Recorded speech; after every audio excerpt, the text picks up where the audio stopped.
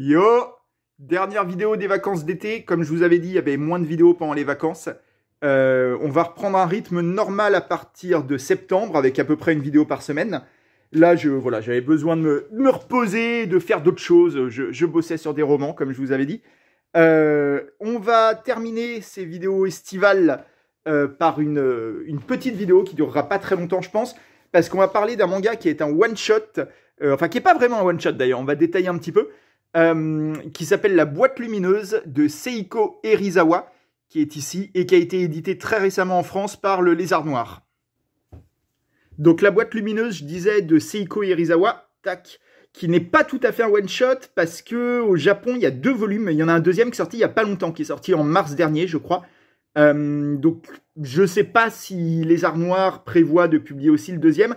En tout cas, ils n'ont pas mis de numérotation sur le premier. C'est ça qui me fait dire qu'ils présentent un peu comme un one-shot. Vous voyez, il y a marqué tome 1 nulle part. Il faut dire que c'est pas une série. Donc, ça se trouve, au Japon, il n'y avait pas non plus marqué tome 1. C'est une suite d'histoires courtes, en fait, qui s'enchaînent avec des personnages communs, mais ça reste quand même des chapitres à peu près indépendants. Vous allez voir, on va présenter tout ça. Donc, je sais pas du tout ce qui est prévu pour le tome 2. Est-ce qu'il sortira aussi en France? Peut-être que les Arts Noirs se ménageaient la possibilité de pas le sortir si le premier marchait pas. Je sais pas du tout. Je leur ai posé la question sur Twitter, ils m'ont pas répondu. Donc, je sais pas. Je peux pas vous donner d'infos. Mais en tout cas, le premier est sorti. Et ça peut s'arrêter à la fin du premier. Parce que, comme je vous dis, c'est un recueil d'histoires courtes. Donc, il n'y a pas de suspense, il n'y a pas de rebondissement. Chaque chapitre est plus ou moins indépendant. Les chapitres se passent, comme vous le voyez dès la couverture, dans ce qu'on appelle un combini. Je pense que vous connaissez le terme si vous vous intéressez un petit peu au manga. En gros, c'est une épicerie combini, ça veut dire convenience store. Enfin, c'est l'abréviation de convenience store, donc qui est le terme pour dire épicerie de quartier, quoi, en gros. Et là, c'est une épicerie de nuit, un combini de nuit, dans lequel on comprend dès la première histoire que les clients sont principalement des gens entre la vie et la mort, sans eux-mêmes s'en rendre compte. Eux, ils rentrent chez eux et ils voient un combini, ils s'arrêtent, ils prennent à manger quelque chose. Sauf que dans ce combini, comme vous le voyez là, il y a des espèces de créatures spirituelles, parfois, qui sont traitées très normalement par les employés. Là, vous en voyez un qui le pousse avec un balai, comme si ça arrivait tout le temps, comme si c'était juste une mouche qui était rentrée dans le magasin. Et en fait, tous les clients sont des gens qui ont des dilemmes moraux qui sont en train de les rapprocher de la mort. La première, là, qu'on est en train de voir, c'est la toute première histoire du recueil. C'est par exemple une fille qui est en train de se tuer au travail, en fait. Qui bosse trop sans s'en rendre compte et qui est au bord de la dépression nerveuse, du burn-out. Et voilà. Et ça va être à chaque fois une petite histoire comme ça, qui va être centrée autour d'un client de la supérette et qui va avoir un dilemme à régler. Et évidemment, l'équipe de la supérette va plus ou moins l'aider, sans s'en rendre compte, à régler son dilemme. Le deuxième, c'est ce mec qui a beaucoup de mal à faire des choix, qui a beaucoup de mal à choisir entre 2 options. Et il y a un rapport avec sa sœur. C'est une histoire assez chouette sur une relation entre un frère et une sœur qui est vraiment touchante, j'ai trouvé. Voilà, il y a plein de petites histoires comme ça qui sont très chouettes, qui, comme je dis, sont indépendantes les unes des autres, mais qui quand même, petit à petit, tissent un petit univers. Alors, faut toute proportion garder, hein. C'est pas un manga super ambitieux dans l'imaginaire, tout ça. Mais il y a un petit univers sur qui sont les employés de la supérette. Comme vous voyez, là, on a l'origine story d'un des 2 caissiers, qui lui aussi était entre la vie et la mort. Elle, c'est la gérante qui a un physique de gamine. On dirait qu'elle a 10 ans. On comprend que c'est une créature surnaturelle, qu'elle n'a pas vraiment cet aspect-là, probablement.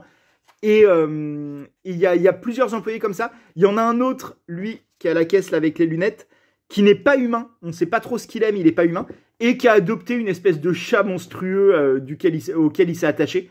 Voilà, il y a plein de petits liens entre eux, et il y a un chapitre en particulier, celui-là, où il y a un projet de remplacer les caissiers par des caisses automatiques, et on comprend qu'il y a un univers plus large derrière la supérette, qu'il y a une espèce de groupe qui vient des enfers, on ne sait pas trop, du monde des morts en tout cas, qui gère ce genre d'endroit, un peu comme une entreprise. Et il y a une espèce de petit complot un peu derrière dans cette histoire de changement de caisse. Voilà. Il y a plein de petits trucs comme ça qui étendent un peu l'univers de manière intéressante, sans que ce soit, encore une fois, un manga univers. C'est quand même une suite de petites histoires. Donc voilà, c'est un peu ça. Là, vous voyez les dessins depuis tout à l'heure. Il n'y a rien de spécial à en dire. C'est des dessins assez lambda.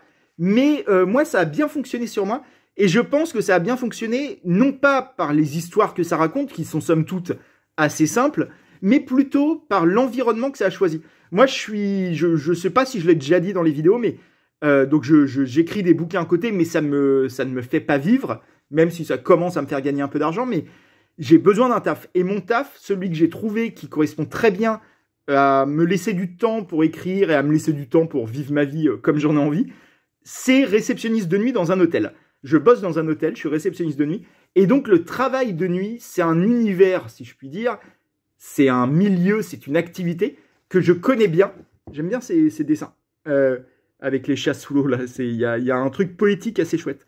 Le travail de nuit, c'est un milieu que je connais bien, qui me touche beaucoup, et qui est un univers à part entière, parce qu'il se passe beaucoup de choses la nuit. C'est très différent d'être réceptionniste de nuit que d'être réceptionniste de jour. Tout comme, j'imagine, c'est très différent de bosser dans un combini de nuit plutôt que d'y bosser de jour. On voit pas les mêmes personnes, c'est pas la même ambiance. Il y a un petit feeling forcément toujours un petit peu inquiétant, toujours un peu étrange. On est plus sur la défensive la nuit. On est plus sur nos gardes. Et c'est normal, en fait. Et là, ce manga parle de ça aussi. Ça parle plus largement, au-delà du travail de nuit, ça parle aussi de ces petits boulots, les petits boulots alimentaires. Être caissier dans un combini, être réceptionniste de nuit en hôtel. Vous avez dû en faire aussi des boulots alimentaires. Tout le monde en a fait au bout d'un moment. Peut-être que vous en avez même actuellement.